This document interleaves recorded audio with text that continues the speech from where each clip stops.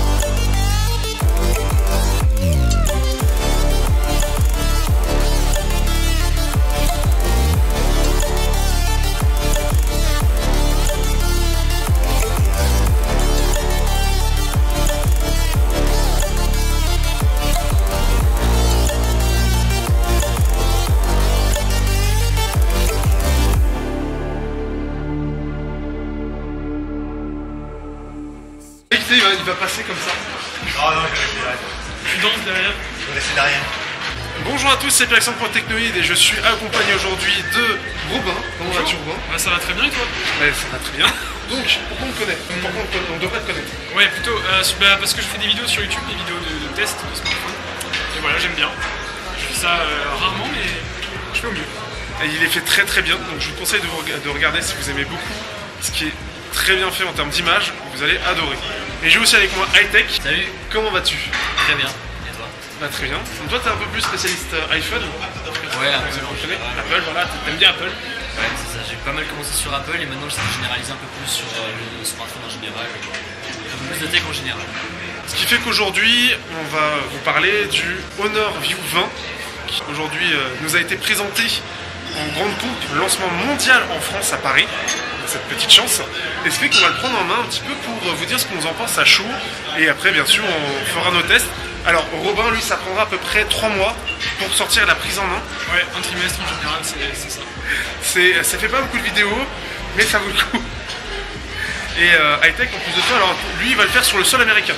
Voilà, il va être en Californie, il va aller chez Apple, il va tourner la vidéo, et après il va se faire charter.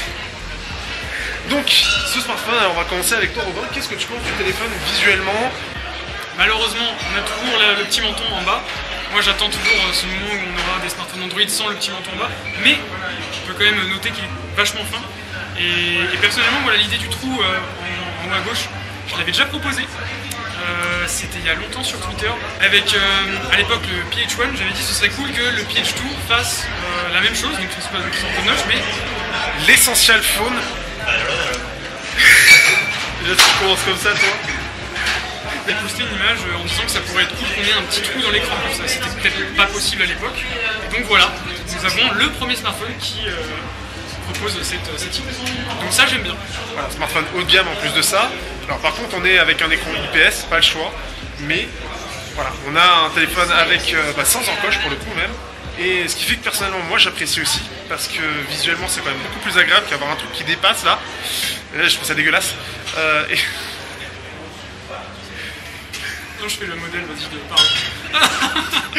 Et donc, ce qui fait que ça rend quand même beaucoup mieux, et surtout sur YouTube, on va pouvoir profiter de l'écran complet, on va rien qui va gêner visuellement. On aura ce trou, mais c'est quand même beaucoup moins agressif. Du peu qu'on a testé pour l'instant, je trouve ça beaucoup mieux. Alors moi je suis d'accord avec ce qu'il disait, toujours pareil, le petit menton qui me chiffonne un peu, et par contre le truc qui m'a le plus chiffonné, c'est que le trou soit pas centré par rapport à la tournure de l'écran. Voilà, c'est dommage, c'est un petit truc con, mais je trouve que ça aurait été bien de bien le mettre dans le coin en fait, pour que ce soit bien aligné avec le reste. Mais du coup on aurait peut-être eu une barre de notification en haut plus épaisse. Voilà. Ouais. Si c'est pour que ce soit la Google Pixel avec son espèce de sourire qui sert C'est en vrai. poche, je suis pas forcément pour. On peut noter aussi qu'il y a encore la présence du jack qui résiste chez Honor. Ça, c'est une excellente chose. Donc, voilà, il est au-dessus. En plus de ça, nous, on va avoir les versions en termes de design au dos. La version Moschino qui coûte 650 €. En version 8 Go, 256 Go. Donc, ce qui fait qu'on est quand même, pour le coup, ça fait quand même bien plaisir. La version Moschino qui a tendance à être un petit peu plus design. C'est un partenariat qui est fait avec Moschino. Donc, ce qui fait qu'on a ces beaux reflets en V pour la gamme V, avec le lecteur d'empreinte qui est au dos, parce que l'écran IPS ne permet pas de mettre de lecteur d'empreinte sous l'écran, ce qui est un petit peu dommage.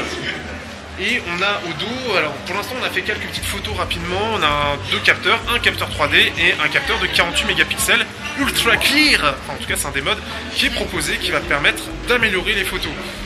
Des peu de photos qu'on a fait, qu'est-ce que vous en avez pensé? J'ai pas encore suffisamment vu les photos pour, à part celle de la présentation, pour avoir un avis, donc je suis impatient de le tester, mais voilà, je me prononce pas encore. Je dirais juste que quand j'ai vu que c'était 48 mégapixels, j'étais plus inquiet qu'autre chose. Et moi personnellement j'ai fait une photo et après comme on en a discuté avec les gars de chez Honor, en fait vaut mieux après la mettre sur un PC ou sur un grand écran pour vraiment s'apercevoir du potentiel des 48 mégapixels, parce que c'est vrai que sur un smartphone comme ça on se rend pas forcément compte de tous les détails, voilà. Mais à voir ce que ça donne après en test, pareil je me prononce pas trop, mais à voir ce que ça donne en test et sur un grand écran pour pouvoir profiter de tous les détails. De base, donc j'ai pu faire quelques petites photos pour me faire une idée, et donc ce qui fait qu'il était en 12 mégapixels sur certains appareils de démo. Je l'ai passé en 48 mégapixels et en 48 mégapixels ultra clair. Ce qui fait que la différence, c'est qu'en 48 mégapixels, ça a l'air quand même un peu plus contrasté, il y a l'air d'avoir un peu plus de détails. Je ne sais pas à quel point c'est réellement retouché parce que ça a cette impression, mais ça reste un peu plus net que en 12 mégapixels. Le mode ultra clear, ça représente c'est à peu près la même chose que ce qui est proposé pour les modes nuit chez Google ou chez Huawei, sauf que c'est fait pour n'importe quel moment. Et en fait, ça va récupérer un maximum d'informations. C'est fait de jour comme de nuit. De ce que j'ai vu, ça a l'air quand même vraiment plus net. Par contre, c'est une pause de 5 secondes. Mais bon, même si vous tremblez un peu, ce n'est pas grave, même si c'est pas stabilisé. Ça fait des photos qui sont vraiment très nettes. Il va falloir voir après si ça joue pas trop, si ça reste assez naturel ou non. Ça va être des choses à vérifier. Petit problème pour moi, c'est que certains modes, comme par exemple le mode HDR qui n'est pas automatique, ou encore une fois le mode ultra clear, ce qui est un peu dommage, c'est que ce ne soit pas un mode qui soit accessible directement. Il y a encore quelques petits soucis logiciels à régler pour que ce soit un peu plus ergonomique. Je fais ma petite présentation derrière.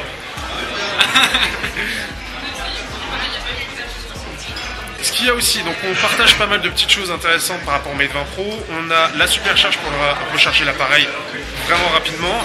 Ça vaut pas ce que propose Oppo avec la Supervoc, mais ça va vite quand même. On a une batterie de 4000 mAh. Enfin, on va voir un petit peu ce que ça donne en termes d'autonomie, mais normalement ça devrait être pas mal. Donc, le lecteur d'empreinte de dos, on a de la reconnaissance faciale aussi pour ceux qui préfèrent.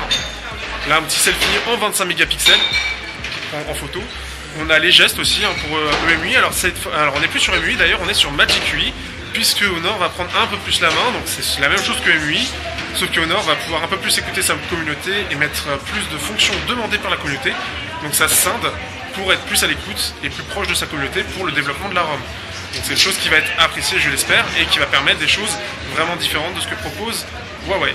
Est-ce que vous avez des choses à ajouter? Bah alors moi, pour ceux qui me connaissent, vous savez peut-être que je suis quelqu'un qui est très attaché à Android pur, donc c'est vrai que les surcouches, j'ai un peu de mal à m'y faire. Et voilà, bon là ça fait longtemps que j'ai pas testé, donc ça va être l'occasion de tester une surcouche. Mais bon, je sais pas trop, Un peu moyennement dubitatif. confiant, ouais, dubitatif. Dubitatif. Dubitatif. C'est vrai qu'il y a beaucoup de gens qui ont un peu de mal avec cette surcouche, notamment les icônes par exemple. Mais pourtant c'est pas si différent d'Android pur, mais beaucoup ont un petit peu de mal. Toi Etech, est-ce que tu as un truc à ajouter peut-être par rapport à Magic UI maintenant? Ou tes attentes par rapport à ce smartphone? Non, ça va, moi, Honor, si ceux qui me connaissent, c'est une surcouche que j'ai souvent dit que j'aimais beaucoup. Que je trouve trop fluide, il n'y a pas de ralentissement, il n'y a pas de tout ça.